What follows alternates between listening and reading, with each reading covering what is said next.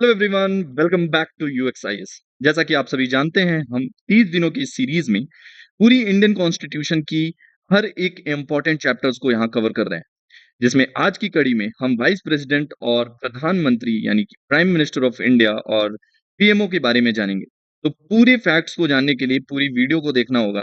ये आपका एक बहुत ही इम्पोर्टेंट सोर्स हो सकता है फॉर रिवीजन फॉर 2026। तो बिना किसी टाइम को वेस्ट करते हुए स्टार्ट करते हैं। जैसा कि आप सभी जानते हैं, आर्टिकल नंबर 63 से 671 तक हमारे वाइस प्रेसिडेंट के बारे में हमारे इंडियन कॉन्स्टिट्यूशन में प्रोविजंस दिए गए हैं। इसी के बारे में हम आज डिटेल में बात करेंगे। सबसे पहले आप ये जानिए कि जो हमारे वाइस प्रेसिडेंट होते हैं, इनका इलेक्शन कैसे होता है। तो जैसा कि हमने कल बात करा था election of the president of India के बारे में, उसी प्रकार इलेक्टोरल कॉलेज वाइस प्रेसिडेंट के लिए भी बनाया जाता है, जिसमें member of both the houses of the parliament involve होते हैं, जिसमें लोकसभा और राज्यसभा दोनों इंक्लूड की जाती है। और स्टेट लेजिस्लेचर यहाँ पे इन्वॉल्व नहीं होता है। याद रखना, प्रेसिडेंट ऑफ इंडिया के लिए स्टेट लेजिस्लेचर्स के भी इलेक्टेड मेंबर रिस्पॉन्सिबल होते हैं, यानी कि MLAs, elected MLAs from the state assemblies. But for the election of the vice president of India, यहाँ पे स्टेट लेजिस्लेचर का कोई भी रोल नहीं है, बिकॉज उनको रिप्रेजेंट कौन कर रहा है? राज्यसभा। सो राज्यसभा एंड लोकसभा के इलेक्टेड मेंबर, याद रखना, यहाँ पे इलेक्टेड और नॉमिनेटेड मेंबर दोनों होंगे। व्हाई? बिकॉज इसमें कहा गया है कि member of the both the houses of the parliament, तो मेंबर में इलेक्टेड भी होते हैं और नॉमिनेटेड भी होते हैं। जबकि प्रेसिडेंट के इलेक्शन में उनके इलेक्टोरल कॉलेज में साफ साफ लिखा गया था कि elected member of the both the houses of parliament, साथ में स्टेट लेजिस्लेचर के इलेक्टेड मेंबर यानी कि इलेक्टेड एमएलए। इसलिए वाइस प्रेसिडेंट के इलेक्शन में members of the both the houses of parliament का मतलब यही होगा कि लोकसभा और राज्यसभा में दोनों चुन करके आने वाले जो भी मेंबर ऑफ पार्लियामेंट होंगे, यानी कि वो चाहे नॉमिनेटेड हो या फिर चुन कर आए, दोनों यहाँ पर इसके इलेक्टोरल कॉलेज के पार्ट होंगे। ठीक है। इलेक्शन मेथड की बात करें तो प्रोपोर्शनल रिप्रेजेंटेशन, अगेन वही वाला जो single transferable vote system secret ballot के साथ जो प्रेसिडेंट के इलेक्शन में किया जाता है, वही यहाँ पर भी अप्लाई होता है। एलिजिबिलिटी की बात की जाए तो यहाँ पे again the same kind of things जो कि प्रेसिडेंट ऑफ इंडिया के लिए कहा गया था, लेकिन थोड़ा सा स्लाइटली डिफरेंट होगा। लाइक ही और she must be citizen of India, 35 year age हो जानी चाहिए, यानी कि 35 से नीचे के आप वाइस प्रेसिडेंट के लिए नहीं, इलेक्शन पे आप खड़े नहीं हो सकते हैं। साथ ही आपको क्वालिफाई होना पड़ेगा राज्यसभा मेंबर के लिए, जो भी एक इंपॉर्टेंट क्राइटेरिया रखा गया है। यही वो स्लाइटली डिफरेंस है जो प्रेसिडेंट और वाइस प्रेसिडेंट की एलिजिबिलिटी के लिए जरूरी होता है। बिकॉज प्रेसिडेंट के लिए लोकसभा की मेंबर्स की क्वालिफिकेशन रिक्वायर्ड होती है, वेर एज राज्यसभा और वाइस प्रेसिडेंट के लिए यहाँ पे Rajya Sabha member qualification is needed. Again, office of profit आपके पास नहीं होना चाहिए। ठीक है। अब यहाँ पे एक इंपॉर्टेंट बात निकल करके आती है कि what will be the term and the removal process of the vice president of India. जैसा कि हम सभी जानते हैं, राज्यसभा के जो चेयरमैन होते हैं वो भी वाइस प्रेसिडेंट ही होते हैं। इनफैक्ट राज्यसभा के जो चेयरमैन होते हैं, उन्हीं के लिए उन्हें सैलरी मिलती है, ना कि वाइस प्रेसिडेंट के लिए। Because vice president is the ex officio chairman of the Rajya Sabha. ठीक है। तो टर्म की बात करें तो इनका टर्म भी सेम 5 ईयर होगा, और ये भी अनलिमिटेड टाइम के लिए री इलेक्ट हो सकते हैं। ऐसी कोई टाइम लिमिट और कैपिंग नहीं की गई है, यानी कि एक व्यक्ति कई बार वाइस प्रेसिडेंट बन सकता है, कई बार री इलेक्ट हो सकता है, ऐसा कोई यहाँ पे कैपिंग नहीं है। रेजिग्नेशन की बात करें तो यहाँ पे वाइस एंड वर्सा चीज देखने को मिलती है। फॉर एग्जाम्पल, जैसा कि हमने कल देखा था, प्रेसिडेंट ऑफ इंडिया जब भी रिजाइन करेंगे, वो अपना रेजिग्नेशन किसे देंगे? वाइस प्रेसिडेंट को। वेर एज वाइस प्रेसिडेंट अगर रेजिग्नेशन देते हैं तो वो अपना जो रेजिग्नेशन है वो प्रेसिडेंट ऑफ इंडिया को देंगे। ठीक है। रिमूवल प्रोसेस की बात करूं तो रिमूवल प्रोसेस के लिए अगेन आपको रेजोल्यूशन पास कराना पड़ेगा राज्यसभा से विथ इफेक्टिव मेजोरिटी। और याद हो तो मैंने स्टार्टिंग में इफेक्टिव मेजोरिटी, सिंपल मेजोरिटी और बहुत जितनी भी टाइप की स्पेशल मेजोरिटीज होती हैं, मेजोरिटी होती है, वो सब मैंने बताया था। तो आप उसको जाकर के देख लेना वो वाले वीडियो में, फर्स्ट के स्टार्टिंग वीडियो में। ठीक है ना। और फिर बाद में इसे सिंपल मेजोरिटी से लोकसभा में पास करा लिया जाता है। तो ये है removal process of the vice president of India. एक बात इंपॉर्टेंट यहाँ पे ये याद रखनी है कि जो मैंने कल भी बताया था रिमूवल के लिए ओनली इम्पीचमेंट वर्ड का यूज किया जाता है for the president of India, ना कि जज के लिए, ना कि वाइस प्रेसिडेंट के लिए, और किसी भी व्यक्ति के लिए रिमूवल यानी कि रिमूवल प्रोसेस का जो टर्म है वो रिमूवल यूज किया जाता है, लेकिन प्रेसिडेंट के लिए हमारा इम्पीचमेंट वर्ड का यूज किया जाता है in India. Whereas United States की बात की जाए तो वहां पर इसे इम्पीचमेंट वर्ड यूज किया जाता है फॉर बोथ द जजेस of the supreme court and high court and also for the president of the United states of America. ठीक है, और यहाँ पे इसी की यहाँ पे ये मैंने मेंशन करा हुआ है कि no formal impeachment process like the president, like जैसे प्रेसिडेंट के लिए इम्पीचमेंट प्रोसेस में मैंने कल बताया था कि एक प्रक्रिया होती है कि किसी भी सदन में वो प्रोसीजर फॉलो करके मोशन पास कराया जाता है, और फिर जो सेकंड हाउस होता है वो एक इन्वेस्टिगेटिंग हाउस की तरह काम करता है। But in case of vice president it must be passed by the resolution in the Rajya Sabha with effective majority and then it must be passed by the Lok Sabha with simple majority. So ऐसा कोई भी impeachment process like president, vice president के लिए apply नहीं होता है। हाँ, 14 दिन का नोटिस पीरियड यहाँ भी अप्लाई होता है, यानी कि before moving the motion you have to, यानी कि जो भी वो मोशन ला रहे हैं they have to provide a 14 days prior notice to the vice president or the chairman of the Rajya Sabha. It is mandatory. ठीक है, बात करते हैं powers and functions of the vice president of India की। तो जैसा कि आप सभी जानते हैं, अभी मैंने बताया कि ही is the ex officio chairman. Ex officio मतलब कि अगर वो वाइस प्रेसिडेंट बनते हैं तो वाइस प्रेसिडेंट बनने की वजह से ही वो ऑटोमेटिकली चेयरमैन बन जाते हैं राज्यसभा के। ठीक है, तो उनका काम क्या होता है, he presides over the session of the Rajya Sabha. आप सभी ने देखा होगा इस समय हमारे जो वाइस प्रेसिडेंट है वो माननीय कौन है, हमारे जो वाइस प्रेसिडेंट है मिस्टर धनखड़ साहब। ठीक है, तो धनखड़ साहब जो हैं वो हमारे वाइस प्रेसिडेंट हैं, वो राज्यसभा के सेशंस को प्रिसाइड करते हैं। अल्टीमेटली अथॉरिटी जो है राज्यसभा के लिए वो वही मतलब उन्हीं पे जिम्मेदारी आती है ये। और दूसरा ये मेंटेन करते हैं order and discipline in the house of course, जब वो प्रिसाइड कर रहे होते हैं। और can not vote in the house accept in case of tie, like उनको ऐसा करना मना नहीं है, बट फिर भी वो ऐसा करने से बचते हैं, यानी कि जैसा लोकसभा में प्रेसिडेंट लोकसभा में स्पीकर करते हैं उसी प्रकार राज्यसभा में वाइस प्रेसिडेंट भी सेम तरह से काम करते हैं। लाइक फर्स्ट इंस्टेंस में they can not vote in the house accept in case of tie. अगर ऐसा कहीं समझ में आता है कि टाई की सिचुएशन बन रही है, वहां पे भी वो अपना केस वो अपना वोट कास्ट कर सकते हैं। ठीक है, अब एज अ प्रेसिडेंट, जब मैंने कल बताया था कि जब प्रेसिडेंट या तो उनकी सीट वैकेंट हो जाती है due to resignation, due to death, और या फिर रिमूवल प्रोसेस हो जाता है, इम्पीचमेंट हो जाती है, या फिर किसी भी वजह से उनकी पोजीशन अगर खाली होती है, वैकेंसी होती है, तो वहां पे जो वाइस प्रेसिडेंट हैं वो एक्ट करेंगे as a president until a new president is elected. ठीक है, जब तक कि नया प्रेसिडेंट नहीं आ जाता, जो कि विद इन 6 मंथ्स लाना अनिवार्य है, उसका इलेक्शन करना अनिवार्य है, तब तक के लिए कौन प्रेसिडेंट की तरह कार्य करेगा, vice president. Why? Because article 52 में दिया गया है that there shall be a president of India, और हम सब जानते हैं आर्टिकल 53 के तहत that all the powers of Indian union executive is vested in the president, और प्रेसिडेंट इसको डायरेक्टली और थ्रू देयर सबऑर्डिनेट करा सकते हैं, है ना। इसलिए ये याद रखना है कि प्रेसिडेंट का पद खाली नहीं रह सकता कभी भी। एक बात करते हैं, एक तुलनात्मक तौर से देखते हैं कि प्रेसिडेंट और वाइस प्रेसिडेंट में क्या थोड़ा-सा डिफरेंस हमें समझना चाहिए, जो हमारे एग्जाम पॉइंट ऑफ व्यू से इंपॉर्टेंट होता है। पहला बात करें तो इलेक्टोरल कॉलेज, जैसे कि मैंने बताया था, member of parliament, elected member of parliament, elected member of MLAs from the assemblies, और वाइस प्रेसिडेंट के लिए सिर्फ MPs from both the houses of parliament होगा। ठीक है, रोल की बात करें तो ये हेड ऑफ द स्टेट होते हैं और ये चेयरमैन ऑफ द राज्यसभा होते हैं। रिमूवल की बात करें तो इनके लिए इम्पीचमेंट प्रोसेस है पूरी, जो कि मैंने बताया था, और इनके लिए रेजोल्यूशन पास करना होता है इफेक्टिव मेजोरिटी से राज्यसभा में और फिर सिंपल मेजोरिटी से फ्रॉम द लोकसभा, और फिर वो रिमूव हो जा सकते हैं। ठीक है, बात करते हैं हमारे नेक्स्ट टॉपिक, जो आज का बहुत इंपॉर्टेंट टॉपिक होने वाला है, हमारे प्रधानमंत्री जी।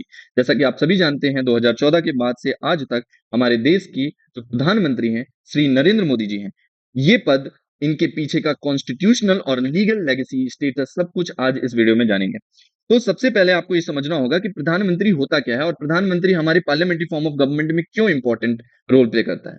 Because parliamentary form of government में हमारे जो प्रधानमंत्री होते हैं वही हेड ऑफ द गवर्नमेंट होते हैं, यानी कि ही is the head of the government also he is the head of the council of minister, यानी कि मंत्रिमंडल के भी जो हेड हैं वो कौन होंगे, वो हमारे प्रधानमंत्री जी होंगे। ठीक है। साथ में अगर एक वो इंपॉर्टेंट बात की इंपॉर्टेंस बताऊं मैं, हो सकता है अगर इनके बारे में, तो वो हमें समझने की जरूरत ये है कि प्रधानमंत्री जी ही लिंक होते हैं पार्लियामेंट और प्रेसिडेंट के बीच में। यानी कि प्रेसिडेंट, जैसा कि आप सभी जानते हैं, आर्टिकल नंबर 79 में दिया गया है कि संसद तीन चीजों से मिलकर के बनी है, हमारी राज्यसभा, हमारी लोकसभा और हमारे प्रेसिडेंट। प्रेसिडेंट और पार्लियामेंट के बीच में जो एक लिंक होता है वो होते हैं हमारे प्रधानमंत्री जी। ठीक है।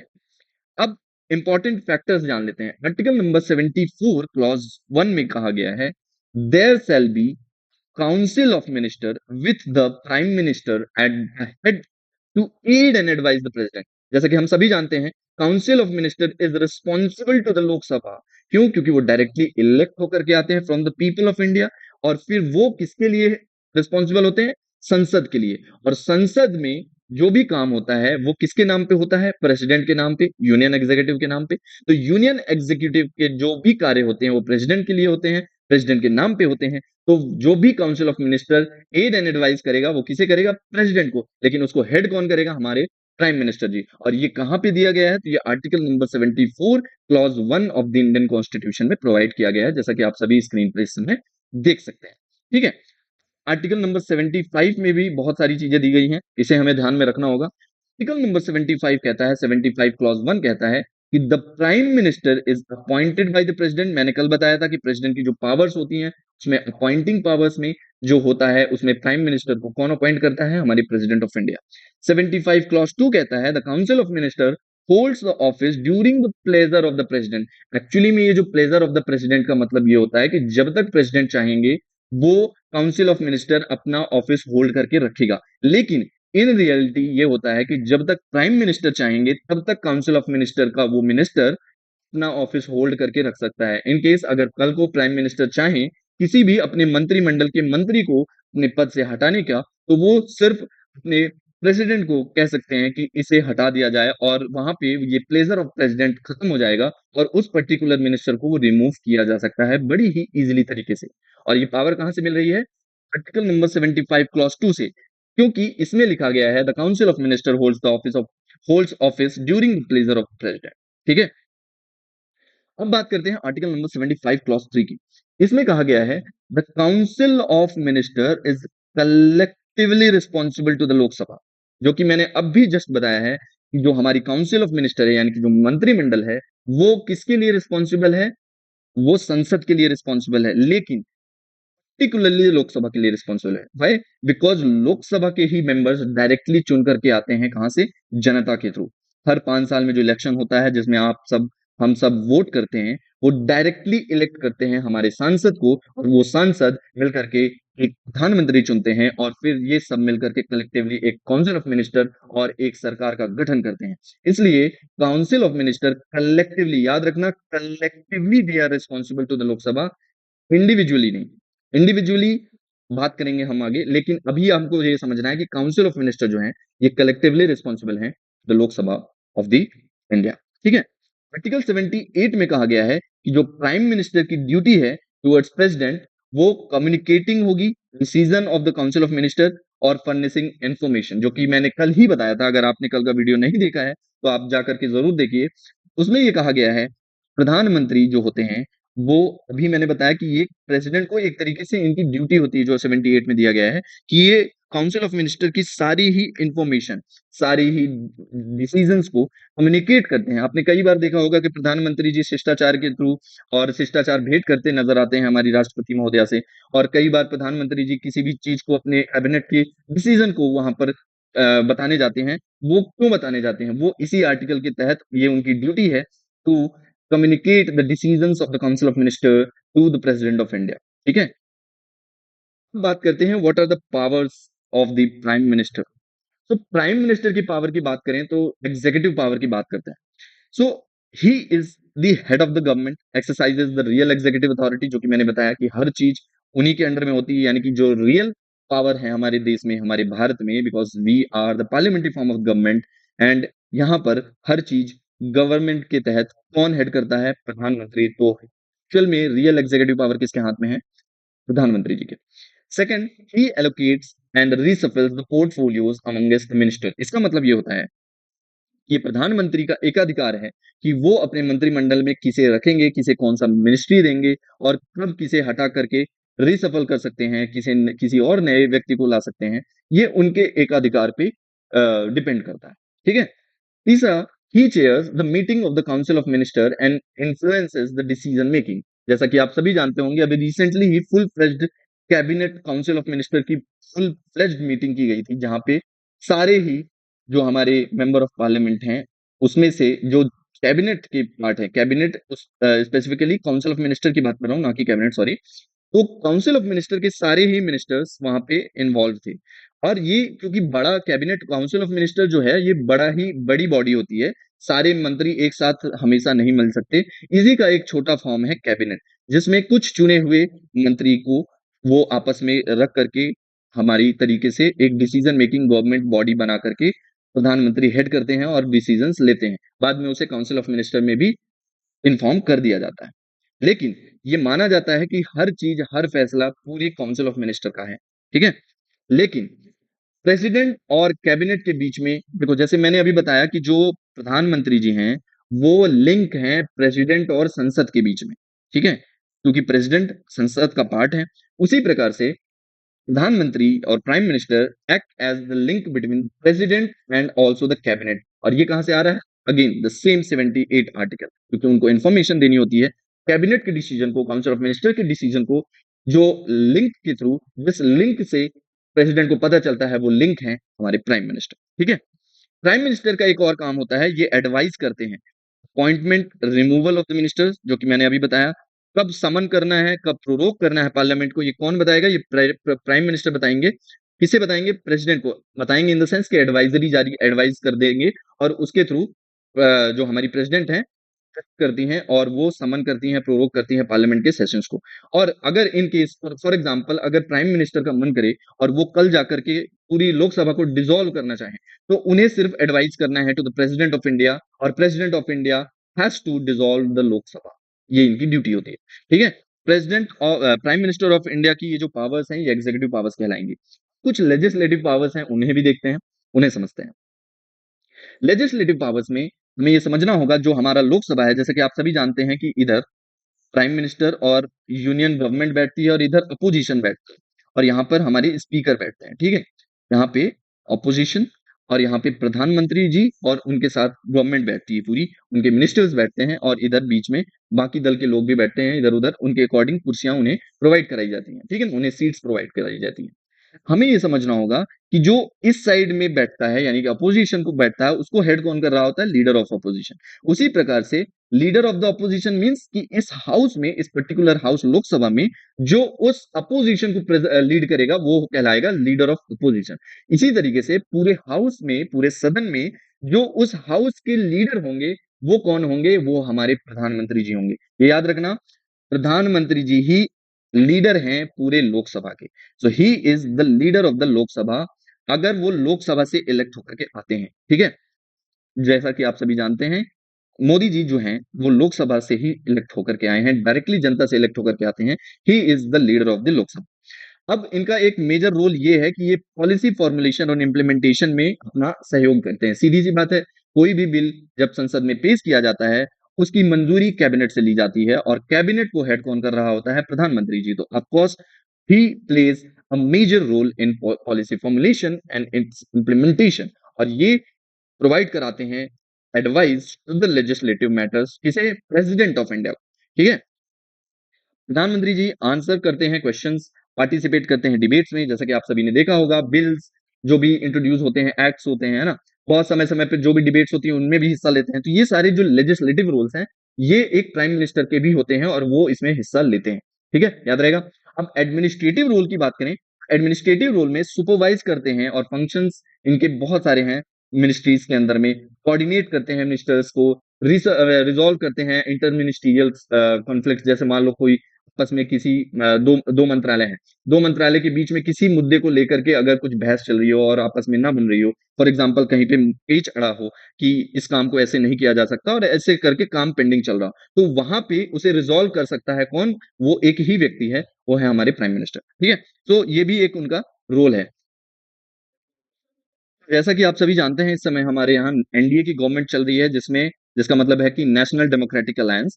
उसके भी लीडर कौन है? प्राइम मिनिस्टर हैं और साथ में बीजेपी के भी लीडर कौन है? प्राइम मिनिस्टर हैं। तो ये उनकी पार्टी के लिए भी उनकी एक दायित्व बनती है, जहाँ पे वो इंश्योर करते हैं डिसिप्लिन और consensus with the alliance of the उनकी अलायंस जो ये एनडीए है उसकी बात करूँ।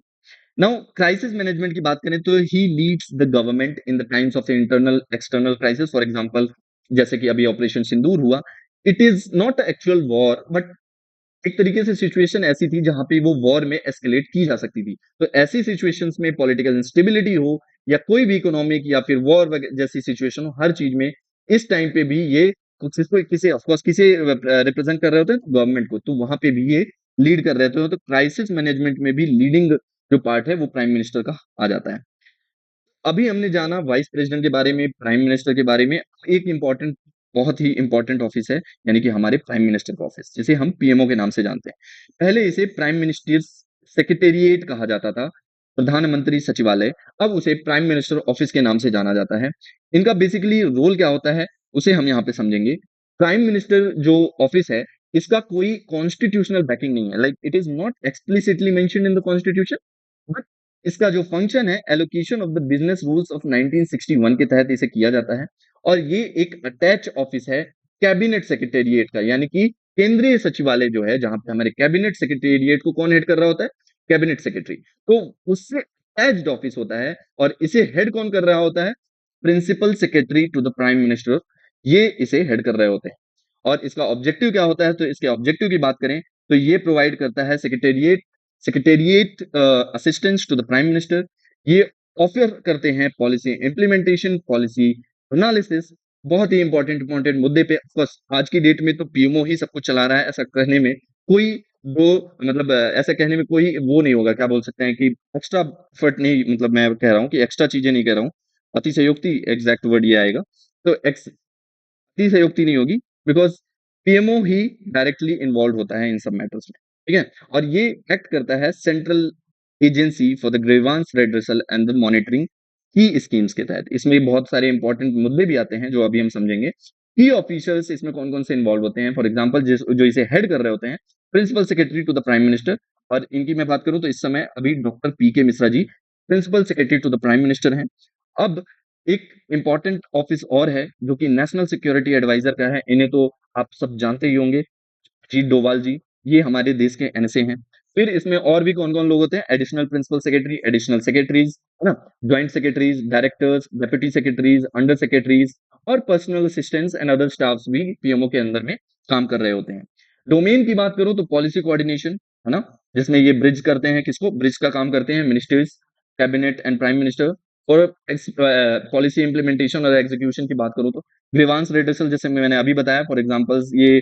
Public complaints via portals like the PG portals और द सीपीजी आरएमएस के तहत काम करते हैं मॉनिटरिंग करते हैं लाइक प्रगति के जैसे है ना तो प्रधानमंत्री गति शक्ति प्रधानमंत्री किशन ये सारी चीजें तो इसमें भी ये बहुत मेजर इंपॉर्टेंट रोल प्ले करता है अपॉइंटमेंट्स की बात करें तो appointments of the key post जैसे एसीसी तो ये सारी चीजों को कौन इंप्लीमेंट कर रहा है ये पीएमओ के तहत हो रहा है सिक्योरिटी डिप्लोमेसी की बात करें तो एनएसए नेशनल सिक्योरिटी स्ट्रेटजी सब कुछ फॉरेन इशूज ये सारे इसी के तहत मैनेज किए जाते हैं crisis management of course coordinate during disaster pandemic जो हम अभी 2020 में ये कोविड 19 आया था तो उसके तहत भी कौन इम्प्लीमेंट कर रहा था कौन काम कर रहा था क्राइसिस मैनेजमेंट का पीएमओ इन्वॉल्व था उसमें मीडिया कम्युनिकेशन की बात करें तो मैनेज करते हैं प्रधानमंत्री की speeches press release official communication सब कुछ ये पीएमओ के तहत ही काम किया जाता है इनिशिएटिव्स की बात करें तो जैसे प्रगति पोर्टल मैंने बताया कि प्रधानमंत्री डायरेक्टली मॉनिटर करते हैं मेजर प्रोजेक्ट्स का और इसको कौन हैंडल करता है तो पीएमओ ही हैंडल करता है कोविड 19 कोऑर्डिनेशन की बात की जाए तो की ड्राइवर्स हैं इन इंडिया पैंडेमिक रिस्पॉन्स और ये कि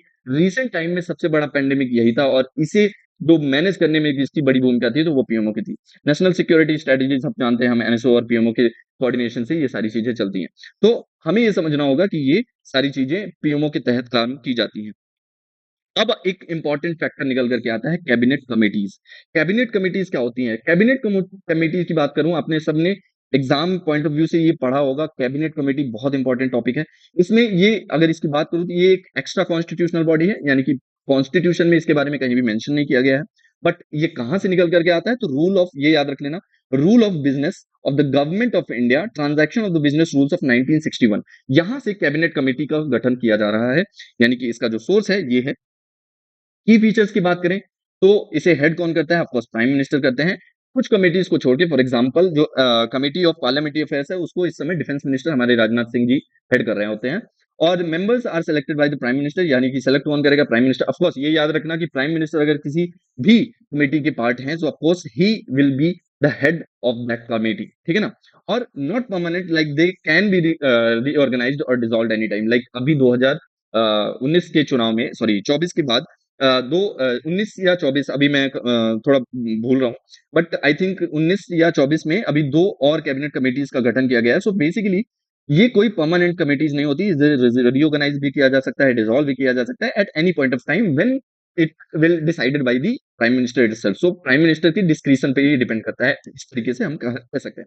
ठीक, एड की बात करें तो decentralisation of fast decision making. Of course cabinet committee, देखो, काउंसिल ऑफ मिनिस्टर सबसे बड़ी बॉडी होती है, उसका डेली मिलना बहुत ही इम्पॉसिबल काम होता है, लाइक बहुत ज्यादा तरीके से। और आप जितने ज्यादा लोगों को इन्वॉल्व करोगे, उतनी ही डिसीजन मेकिंग में टाइम बढ़ जाएगा, उसका स्पैन बढ़ जाएगा। तो उसको सॉर्ट करने के लिए कैबिनेट बनता है। कैबिनेट कुछ चुनिंदा मंत्रियों को लेकर के डिसीजन मेकिंग बॉडी बनाई गई है ना? अब उसको भी सॉर्ट करने के लिए ये एक उसका भी छोटा रूप कह सकते हैं, जिसमें कैबिनेट कमेटी बनाई गई है डिफरेंट डिफरेंट सब्जेक्ट्स के ऊपर, जहां पे हम इसे यूज करके हम इंपॉर्टेंट डिसीजंस को ले सकते हैं, है ना? उसी की ये बात कर रहा है। हाइट की बात करें, जिसकी मैं बात कर रहा हूं, तो एज ऑफ 2025 कौन-कौन सी कैबिनेट कमिटीज बन चुकी हैं और कौन-कौन सी कैबिनेट कमेटी किस टॉपिक पे काम कर रही होती हैं, उसकी बात करते हैं। फॉर एग्जांपल, सबसे पहले है cabinet committee on the appointment, ठीक है ना? ये जितने भी अपॉइंटमेंट्स होते हैं हमारे देश में बड़े-बड़े पदों पर, इसके बारे में डिसीजन लिया जाता है किसके through? Cabinet committees on the appointment. दूसरी बात करें तो cabinet committee on the cabinet committee on the political affairs की बात करें, तो पॉलिटिकल अफेयर्स इसको भी of course prime prime minister head कर रहे होते हैं, सुपर कैबिनेट की तरह काम कर रहा होता है। फिर आता है तीसरा, जो cabinet committee on the economic affairs. Cabinet committees on the economic affairs, like it handles the economic policy. For example, आपने ये सुना होगा कि कोई भी FDI, foreign direct investment, 5,000 crore रुपए से अधिक का करने के लिए cabinet committee on the economic affairs की मंजूरी लेना जरूरी होता है। और इसको कौन हेड कर रहा होता है? Of course prime minister of India. So cabinet committee on the economic affairs बहुत इंपॉर्टेंट मीटिंग चेयर करती है, बिकॉज ये बहुत ही इंपॉर्टेंट इकोनॉमिकल मुद्दे पे अपने डिसीजंस देती है। अब बात करें cabinet committee on the security. आपने इस कमेटी के बारे में अभी रिसेंटली बहुत सुना होगा, लाइक जब ये पहलगाम अटैक हुआ, उसके बाद ऑपरेशन सिंदूर हुआ। पहलगाम अटैक के दूसरे दिन ही जब प्राइम मिनिस्टर हमारे आए, तो 2 बार जल्दी जल्दी में तो कैबिनेट कमेटी ऑन सिक्योरिटीज के साथ मीटिंग की गई, जिसे हेड कर रहे थे हमारे प्राइम मिनिस्टर, है ना? इसके पार्ट है ऑफ कोर्स रक्षा मंत्री हैं, विदेश मंत्री हैं और फाइनेंस मिनिस्टर हैं, तो ये सारे एनएसए हैं, तो ये सारे लोग इसके पार्ट हैं। और ये बहुत ही सिक्योरिटी के ऊपर अपना निर्णय लेती है, यानी कि सबसे क्लोज मीटिंग जो होती है, सबसे क्लोज थॉट लोगों में जो कहा जा सकता है, वो होती है अब हमारी कैबिनेट कमेटी ऑन सिक्योरिटी। फिर आता है cabinet committee on the parliamentary affairs. इसे जो राजनाथ सिंह जी देख रहे हैं, यानी कि पार्लियामेंट से रिलेटेड कोई भी मुद्दा है, उसे कौन डील करेगा? Cabinet committee on the parliamentary affairs. और उसको कौन हेड कर रहा है इस समय? हमारे राजनाथ सिंह जी, ठीक है? Cabinet committee on investment and growth, ये भी एक इंपॉर्टेंट कमेटी बनाई गई है कि इन्वेस्टमेंट और ग्रोथ को प्रमोट करने के लिए जो भी निर्णय लिए जाते हैं, जो भी फैसले, जो भी पॉलिसीज बनाई जाती है, उसको कहाँ देखा जाता है? तो cabinet committee on the investment and growth में देखा जाता है। ऑफ कोर्स इसको भी प्राइम मिनिस्टर हेड कर रहे होते हैं। फिर एक यही दो, ये मैं इसी की बात कर रहा था कि अभी रिसेंटली ये 2 बनाए गए हैं। So cabinet committee on the employment and skill development, ये स्किल डेवलपमेंट और जॉब रिलेटेड चीजों को लेकर के ये कैबिनेट कमेटी बनाई गई है, जो पर्टिकुलरली इन सब्जेक्ट्स पे फोकस करके काम करती है, और इसको भी प्राइम मिनिस्टर हमारे हेड कर रहे होते हैं। ठीक, काउंसिल ऑफ मिनिस्टर देख लेते हैं, आज का ये लास्ट टॉपिक है, ये बहुत इंपॉर्टेंट है। साथ में आपको ये समझना होगा कि काउंसिल ऑफ मिनिस्टर क्या होता है। जैसा कि हमने अभी जाना कि कैबिनेट कमेटी देखा, तो उससे देखो काउंसिल ऑफ मिनिस्टर जो होता है, काउंसिल ऑफ मिनिस्टर को हेड कौन कर रहा होता है? हमारे प्राइम मिनिस्टर, जो एड एंड एडवाइस दे रहे होते हैं प्रेसिडेंट को। ये आर्टिकल 74 अभी हमने पढ़ा है। और आर्टिकल 75 में कहा गया है कि अपॉइंटमेंट, उसका टेन्योर, उसकी रिस्पॉन्सिबिलिटी मिनिस्टर की, ये कहाँ पे लिखी गई है? तो आर्टिकल 75 में लिखी गई है। और काउंसिल ऑफ मिनिस्टर, अगर मंत्रिमंडल हम कहें, तो ये एक बड़ा फॉर्म होता है, लाइक जितने भी मेंबर्स चुन करके आते हैं, उनमें से पर्टिकुलर, यानी कि 15% of that member council of minister का पार्ट होते हैं और उन्हें मंत्रिमंडल में जगह दी जाती है। इसके टाइप्स की बात करें तो टाइप्स कंपोजिशन की बात करें तो इसमें prime minister, head of the government होते हैं, हेड ऑफ द कैबिनेट होते हैं, head of the council of minister होते हैं। इसके बाद कुछ काउंसिल कैबिनेट मिनिस्टर देखो, अभी मैंने बताया cabinet minister council of minister में छोटा पार्ट होता है। Like cabinet minister short basically एक बड़े बॉडी का एक छोटा पार्ट होता है। लाइक अगर 10 लोग हैं तो उसमें 4 लोगों को मिलाकर के कैबिनेट मिनिस्टर्स बनते हैं। लेकिन उसे क्यों बनाया गया है? बिकॉज़ ताकि डिसीजन मेकिंग का पार्ट ईज़ी हो सके, एडमिनिस्ट्रेशन पार्ट ईज़ी हो सके। तो कैबिनेट मिनिस्टर कौन होते हैं? सीनियर मोस्ट मिनिस्टर्स होते हैं की पोर्टफोलियोज के साथ। For example defence minister, home minister, finance minister, external affair minister, तो ये सारे कैबिनेट मिनिस्टर्स में काउंट किए जाते हैं। फिर होता है minister of state, independent choice, स्वतंत्र प्रभार। ये हैंडल करते हैं स्पेसिफिक डिपार्टमेंट इंडिपेंडेंटली। फिर एक होते हैं हमारे मिनिस्टर ऑफ स्टेट यानी कि राज्य मंत्री। ये असिस्ट करते हैं इन्हीं कैबिनेट मिनिस्टर्स को इन स्पेसिफिक एरियाज। इसी में आपने देखा होगा कि जैसे गृह मंत्री हैं तो गृह राज्य मंत्री भी होते हैं, उन्हीं को असिस्ट कर रहे होते हैं। सो ये सारे लोग मिलकर के काउंसिल ऑफ मिनिस्टर का गठन करते हैं। अगर मैं फीचर्स की बात करूं कि कैबिनेट मिनिस्टर और काउंसिल ऑफ मिनिस्टर में क्या अंतर होता है जो मैंने अभी बताया, सो एग्जैक्टली अगर देखें तो ये स्मॉलर बॉडी है। जैसे हम कह सकते हैं कि ये स्मॉलर मेंबर 20 से 30 लोग होते हैं और इसमें लार्जर ये होता है कि लोकसभा की जो स्ट्रेंथ है उसका 15% यानी कि अभी करीब-करीब 75-78 के अराउंड आई थिंक मेंबर्स हैं जो काउंसिल ऑफ मिनिस्टर के पार्ट हैं। और डिसीजन मेकिंग बॉडी रियल देखो मैंने वही बताया था कि रियल डिसीजन मेकिंग कौन करता है? कैबिनेट करती है बिकॉज़ वो छोटी बॉडी होती है। उसमें डिसीजंस लेना, उनकी पॉलिसीज को सुनना, उनके ओपिनियंस को सुनना ये ईज़ी होता है और फिर लास्ट में उसे काउंसिल ऑफ मिनिस्टर को बता करके उसका डिसीजन मान करके अल्टीमेटली उसे इम्प्लीमेंट किया जाता है। तो it includes who assist basically वही चीज बताई गई है। मीटिंग्स की बात करें तो कैबिनेट की मीटिंग रेगुलरली हो सकती है बिकॉज छोटी बॉडी है और रेयरली मीट्स। अभी जो रिसेंटली हुआ था जो मैंने बताया कि रेयर केसेस में पूरी काउंसिल ऑफ मिनिस्टर एक साथ मिलती है बिकॉज इतनी बड़ी बॉडी है कि इसको एक साथ रेगुलर मिलना बहुत ही मुश्किल हो जाता है। अब बात करें इसके टेन्योर की तो ऑफ कोर्स मैंने जो बताया कि प्रेसिडेंट के प्लेजर पे डिपेंड करता है और एक्चुअल में प्राइम मिनिस्टर के विल पे डिपेंड करता है। सो प्राइम मिनिस्टर कभी भी चाहे तो इसको डिसमिस कर सकते हैं, रिजाइन करवा सकते हैं, रिप्लेस कर सकते हैं। और ये जो मैक्सिमम स्ट्रेंथ थी ना, ये जो 15% ऑफ द लोकसभा स्ट्रेंथ है, ये 91st कॉन्स्टिट्यूशनल अमेंडमेंट एक्ट 2003 से ये ऐड किया गया था कि एक पर्टिकुलर नंबर होना चाहिए, आप कितने भी मंत्री नहीं बना सकते। क्योंकि क्या हो रहा था तो उस टाइम ऐसा हो रहा था कि हर कोई मंत्री बनने की लालच में कुछ ना कुछ ऑफर कर रहा था। कोalition वाली गवर्नमेंट आती थी उस टाइम पे, एक स्थिर सरकार हुआ नहीं करती थी। तो उसको देखते हुए ये तय किया गया कि एक पर्टिकुलर नंबर सेट कर लेते हैं, अदरवाइज मंत्रियों की संख्या संख्या बढ़ती जाएगी। तो ये यहाँ पर जो इम्प्लीमेंटेशन किया गया 91st कॉन्स्टिट्यूशनल अमेंडमेंट एक्ट से किया गया। ठीक है? तो आज के लिए इतना ही।